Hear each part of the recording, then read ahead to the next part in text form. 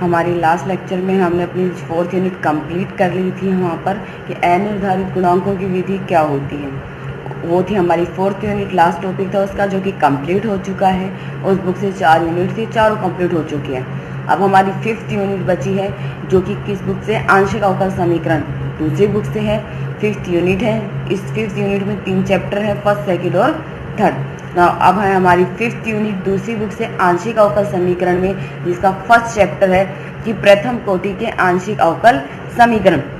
कि प्रथम कोटि के आंशिक अवकल समीकरण क्या होते हैं। देखिए, आंशिक अवकल समीकरण वह अवकल समीकरण जिसमें आश्रित चर 1 तथा अनाश्रित चर 2 या 2 से अधिक हो, आंशिक अवकल समीकरण कहलाती है। ये क्या कह रही है कि वो अवकल समीकरण जिसमें आश्रित चर तो 1 हो और अनाश्रित चर 2 या 2 से ज़्यादा हो, वो क्या कहलाती है, आंशिक अवकल समीकरण कहलाती है। जैसे ये हो गया del Z over del X plus del Z over del Y is equal to x plus में वाई, या कुछ भी डिफाइन कर सकते हैं हम यहाँ पे।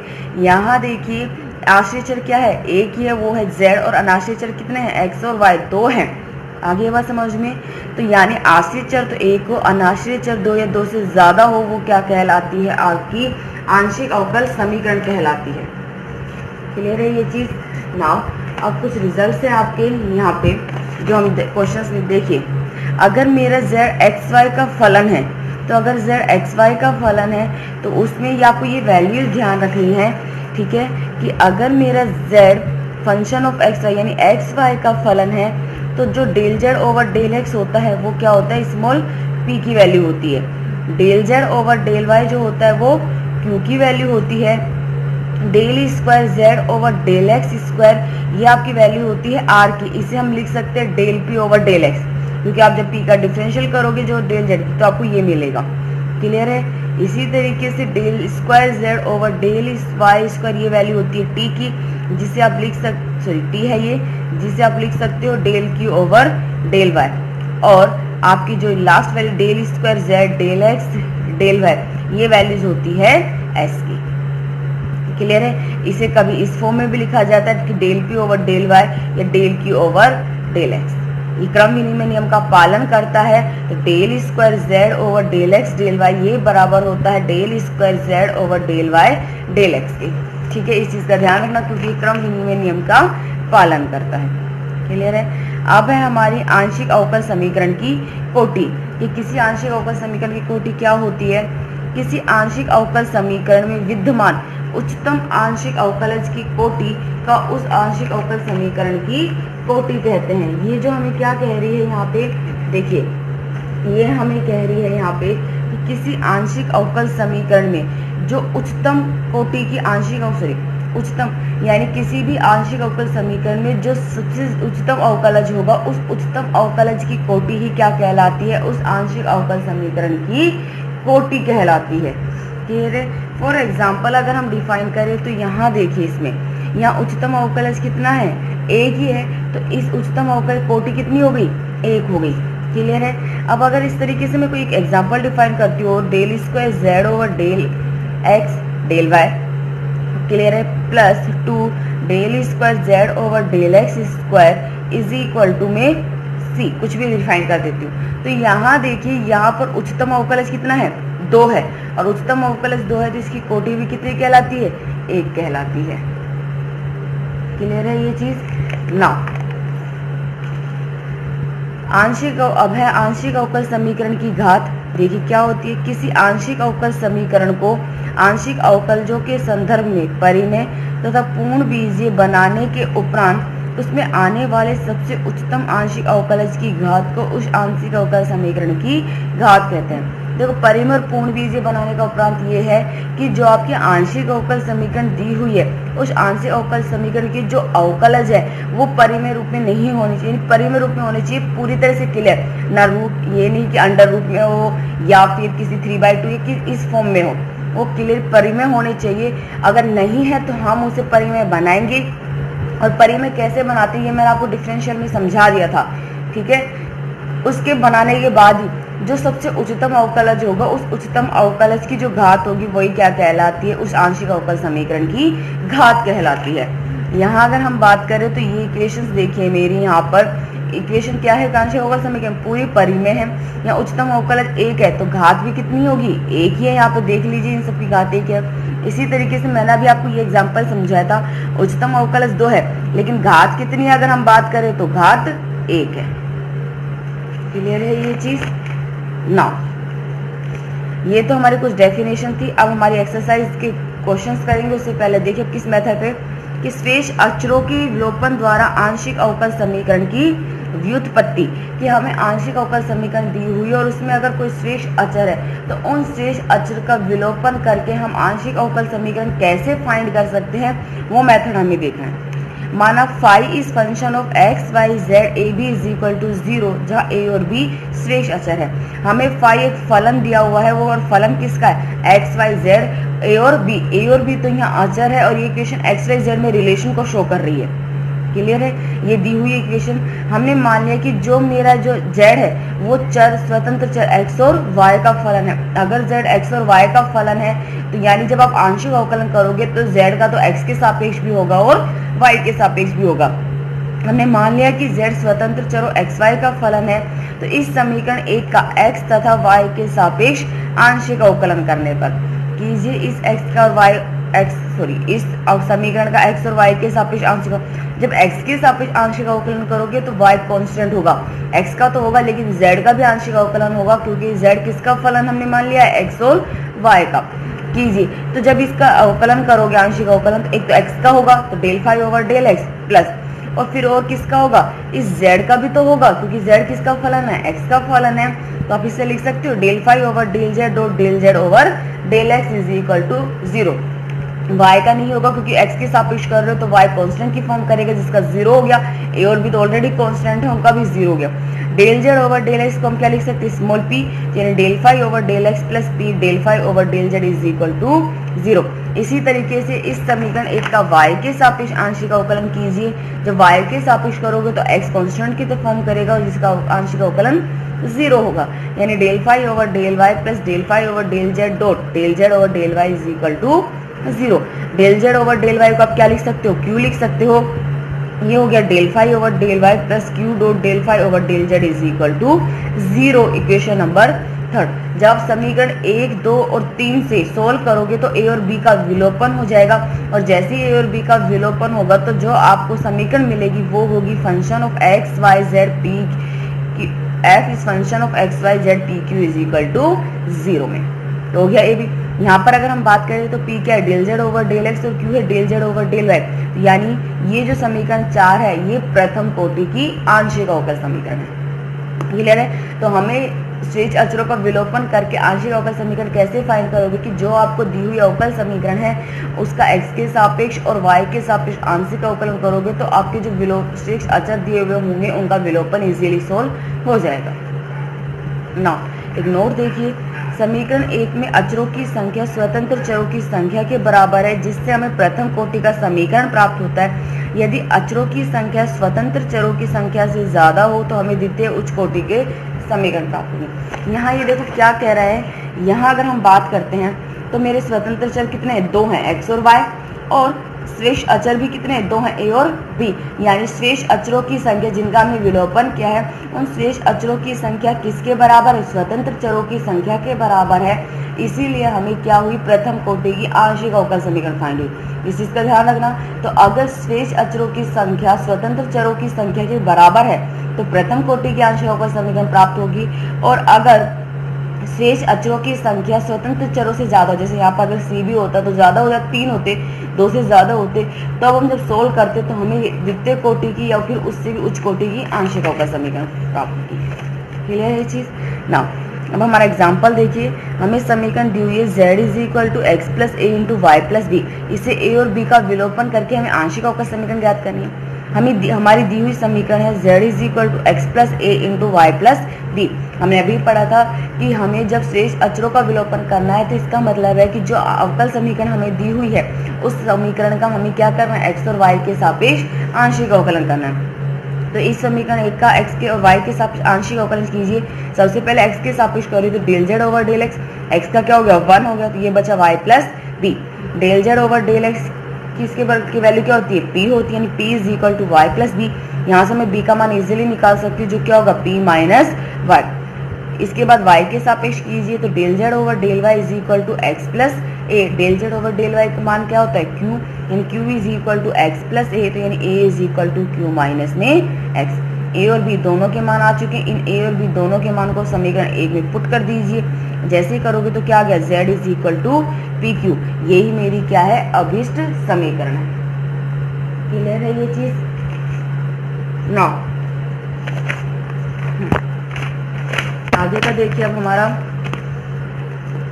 देखिए एग्जाम्पल नंबर सेकंड है, x square upon a square plus y square upon d square plus z square upon C square is equal to 1। इससे ए बी सी के विलोपन के द्वारा आंशिक अवकल समीकरण की रचना कीजिए। हमें यहाँ पर यहाँ पर इस बात अगर हम करें तो अगर मैं जेड को एक्स और वाई का फलन मान लेती हूँ, ठीक है, तो स्वतंत्र चर तो कितने हैं मेरे, 2 हैं, लेकिन जो शेष अचर हैं वो कितने, 3 हैं। तो यानी अभी और हमने नोट में पढ़ा था, अगर शेष अचरों की संख्या स्वतंत्र चरों से ज्यादा होती है तो हमें द्वितीय कोटि के उसे उच्च कोटि के आंशिक अवकल समीकरण फाइंड होगी। ये केस मेरा यहाँ से क्लियर हो जाएगा नोट का। एग्जाम्पल नंबर फर्स्ट थे, 2 शेष अचर थे, 2 स्वतंत्र चर थे, प्रथम कोटि के आंशिक अवकल समीकरण फाइंड हुई है। अब ये मेरी या तो द्वितीय कोटि की आंशिक अवकल समीकरण मिलनी चाहिए, उससे उच्च कोटि की मिलनी चाहिए। क्लियर है ये चीज। अब यहाँ देखिए z मेरा xy का ही फलन है, यहाँ पे भी मैं लिखा नहीं है, इसका मतलब ये नहीं है कि z xy का ही फलन है। अब इसके 3 तरीके से आप सॉल्यूशन फाइंड कर सकते हो और आपके तीनों ही सॉल्यूशन सही है, जो आपको ठीक लगे आप उस तरीके से सॉल्यूशन फाइंड करते हो। मैंने 3 मेथड में इसका सॉल्यूशन दिया है आप लोगों को। क्लियर है ये चीज ना। तो पहला मेथड देखिए मेरा, हमारी जो दी हुई समीकरण है वो है x square upon a square plus y square upon d square plus z square upon C square is equal to 1। इस समीकरण 1 का एक्स के सापेक्ष आंशिक अवकलन करने पर कीजिए एक्स के सापेक्ष आंशिक अवकलन। तो एक्स स्क्वायर का तो क्या होगा 2x, यानी 2x upon a square plus Y का तो हो जाएगा 0, जेड स्क्वायर का कीजिए तो जेड स्क्वायर का क्या होगा 2z del Z over del x is equal to 0। 2 तो कॉमन आके 0 में चला गया। ये इक्वेशन आपकी बची x upon a square plus z p upon C square is equal to 0। अभी भी यहाँ पर 2 अचर है, इनकी वैल्यूज किसी की फाइंड नहीं कर सकते। क्या करोगे, इस समीकरण 2 का वापस से x के सापेक्ष आंशिक अवकलन करने पर कीजिए x के सापेक्ष आंशिक अवकलन ना। तो x का तो क्या हो गया 1, तो 1 upon a square plus 1 upon C square. z भी x का फलन है और p भी x का फलन है, दोनों का होगा u टू v की फॉर्म से। p को कांस्टेंट रखिए, z का करोगे तो क्या हो गया del z over del x plus z को कांस्टेंट रखोगे p का करोगे तो del p over del x is equal to 0, यानी 1 upon a square is equal to minus 1 upon C square. Del z over del x की value क्या होती है p, ये हो गया p स्क्वायर, और del p over del x मैंने अभी आपको समझाया था जो क्या है r, ये हो गया zr। क्लियर है। 1 अपॉन ए स्क्वायर का मान आप इस समीकरण 2 में पुट कर दीजिए, ये हो गया minus x upon C square into p square plus z square plus z p upon C square is equal to 0। 1 upon C square complete में से कॉमन आ रहा है, यानी ये हो गया minus of p square x plus z x r plus z p is equal to 0। C square 0 में चला गया, माइनस भी यहाँ से कॉमन ले लीजिएगा, तो ये हो गया p square x plus z x r minus z p is equal to 0। अगर हम यहाँ पर देखें तो मेरा कोई भी शेष अचर विद्यमान नहीं है, ना ए बी सी, तीनों में से कोई भी नहीं है। ठीक है, तो ये मेरी क्या है अभिष्ट समीकरण। और अगर मैं इसमें बात करती हूँ, यहाँ पे r है और r क्या होता है del square Z over del x square, यानी ये द्वितीय कोटि की आंशिक अवकल समीकरण है। और हमने यही पढ़ा था, अगर शेष अचरों की संख्या स्वतंत्र चरों से ज्यादा होती है तो हमें द्वितीय कोटि की उसे उच्च कोटि की आंशिक अवकल समीकरण फाइंड होती है, जो हमें मिल चुकी है। तो मेरा ये एक सोल्यूशन मिल चुका है, ये भी इसका सोल्यूशन। आप इतना भी करके छोड़ोगे सही है। ये हो गया फर्स्ट मेथड। नाउ अब हम सेकंड मेथड डिस्कस करते हैं। हमारा सेकंड मेथड है कि मैं क्या करूँ कि जो ये समीकरण एक है इसका y के सापेक्ष आंशिक अवकलन कर रही हूँ। जैसे इसका y के सापेक्ष करूंगी तो एक्स स्क्वायर का तो क्या हो गया 0, y स्क्वायर का क्या हो गया 2y upon B square plus z x और y दोनों का ही फलन है। जब z स्क्वायर का करोगे तो क्या हो गया 2z del z over del y is equal to 0। 2 common आके 0 में चला गया, ये आपका बचा y upon B square plus z del Z over del y किसके बराबर होता है q के बराबर होता है। तो y upon B square plus Z q upon C square is equal to 0। Clear है। अब इस समीकरण 4 का दोबारा से आप y के सापेक्ष आंशिक अवकलन कीजिए, तो y का तो हो गया 1, तो ये हो गया 1 upon B square plus 1 upon सी स्क्वायर। z भी y का फलन है, q भी y का फलन है, दोनों का u टू v की फॉर्म से होगा। q को कांस्टेंट रखिए, z का कीजिए, z का क्या हो गया del z over del y। Plus z को कांस्टेंट रखिए, क्यू का कीजिए, उसका हो गया del Q over del Y is equal to 0, यानी 1/b² बराबर हो गया है minus of 1/c²। Del Z over del y किसके बराबर होता है, क्यू के, क्यू² प्लस, और ये क्या हो गया टी, तो जेड टी। समीकरण 5 से 1/b² का मान आप समीकरण 4 में पुट कर दीजिए, तो ये होगा माइनस ऑफ y/c² इंटू क्यू² plus Z T plus Z क्यू/c² इज इक्वल टू 0। 1/c का कंप्लीट में से कॉमन आ रहा है, ये हो गया माइनस वाई ऑफ क्यू² plus Z T plus Z Q is equal to 0। c² 0 में चला गया, माइनस कॉमन ले लीजिए, ये हो गया क्यू² Y plus Y Z T minus Z Q is equal to 0। इसमें भी कोई शेष अचल विद्यमान नहीं है, ये भी मेरी अभिष्ट समीकरण है। और यहाँ पे अगर हम बात करें टी है, और टी का मान क्या होता है, del square Z over del Y square, यानी ये भी क्या है, द्वितीय कोटि की आंशिक अवकल समीकरण। ये हमारा सेकंड सॉल्यूशन है, ये भी सही है। आपके चॉइस है कि आप तीनों में से कोई सा भी दे सकते हो, एक ही देना है एग्जाम में। एक चीज का ध्यान रखना, ये नहीं कि एग्जाम में तीनों सॉल्यूशन लिखो, एक ही सॉल्यूशन लिखना है और तीनों में से आप जो सॉल्यूशन, कोई सा भी सॉल्यूशन लिख देना करेक्ट होगा। तीसरा सॉल्यूशन हम बात करते हैं, तो ये जो मैं क्या कह रही हूँ यहाँ पे, जो ये मेरी समीकरण 2 है, मैं अपनी इस समीकरण 2 का किसके सापेक्ष आंशिक अवकलन कर रही हूँ, y के सापेक्ष। क्लियर है? तो इस समीकरण 2 का y के सापेक्ष आंशिक अवकलन कीजिए, तो x का तो क्या हो गया 0, सिर्फ zp का होगा 1/c², zb z का करोगे तो ये क्या हो गया, z का del Z over del y into p, plus z को कॉन्स्टेंट पी का करोगे del P over del Y is equal to 0। c² तो 0 में चला गया, इसका मान क्या होता है q, यानी पी क्यू प्लस में del p upon del y, p का मान क्या है del Z over del x, यानी ये हो गया del square Z over del x del Y, जो किसका मान है s का, p q plus z x is equal to 0। यहाँ पर भी s द्वितीय कोटि का अवकलज है, तो ये भी क्या है, अभिष्ट समीकरण है। क्लियर है? और इसी तरीके से अगर आप फाइंड करना चाहते हो, तो जो ये मेरी समीकरण 4 थी, इसका x के सापेक्ष आंशिक अवकलन कर देना। जब इसका x के सापेक्ष आंशिक अवकलन करोगे तो आपको यही मिलेगा, सिर्फ s की जगह चेक कर लेना क्या होगा, यही मिलेगा, सॉरी। क्लियर है? तो ये इसके 3 सॉल्यूशन हैं, आप 3 में से कोई सा भी सॉल्यूशन एक दे देना, आपके तीनों ही सॉल्यूशन करेक्ट है। आपको जो सूटेबल लगे आप वो दे सकते हो ना। नेक्स्ट है, निम्न समीकरण से शेष अचरों के विलोपन द्वारा आंशिक अवकल समीकरण प्राप्त कीजिए। जहां हमारा z दिया हुआ है a e⁻⁻at cos bx sin cy, और जहां a² किसके बराबर b² प्लस में c²। मुझे आंशिक अवकल समीकरण ज्ञात करनी है। यहाँ अगर मैं बात करती हूँ, देखिए z किसका फलन है, x का है, y का है और t का है। क्लियर है ये चीज़? तो यानी आपको अब x के सापेक्ष, y के सापेक्ष और t के सापेक्ष आंशिक अवकलन करना है। तो सबसे पहले मेरी दी हुई समीकरण है z is equal to a e⁻⁻at cos bx sin cy। इस समीकरण का x के सापेक्ष आंशिक अवकलन कीजिए, ये हो गया del Z over del x is equal to cos b x का क्या हो जाएगा, minus b sine b x, minus b a e⁻⁻at sin bx sin cy। दोबारा से x के सापेक्ष आंशिक अवकलन कीजिए साइन बी एक्स का, x के सापेक्ष करो, बाकी वैल्यूज तो कांस्टेंट की फॉर्म करेगी, ये हो गया b cos bx। तो यानी ये आपको मिल गया del square z over del x square is equal to minus b square a e⁻⁻at cos bx sin से।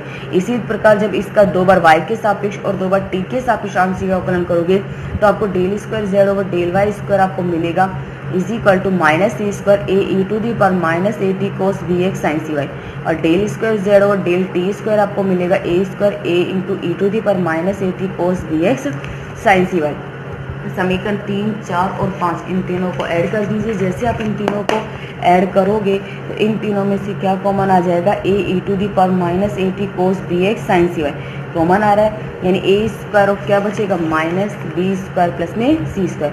चूंकि हमें दिया हुआ है a स्क्वायर किसके बराबर है, बी स्क्वायर प्लस सी स्क्वायर के यहाँ पुट कर दीजिए, तो ये क्या हो गया 0। ये क्या है, मेरी अभिष्ट समीकरण है। क्लियर है? अगर आपकी बुक में और भी कोई एग्जांपल्स हैं तो आप लोग और सोल्व कर लेना, अगर नहीं होते तो मुझे बता देना, मैं आपको समझा दूंगी, पर आप लोग ज़रूर कर लेना। ये हमारा 5th यूनिट का फर्स्ट पोर्शन था, और अगर कोई चीज़ समझ में नहीं आती है तो आप मुझे बता देना, मैं आपको फिर से रिपीट कर दूँगी।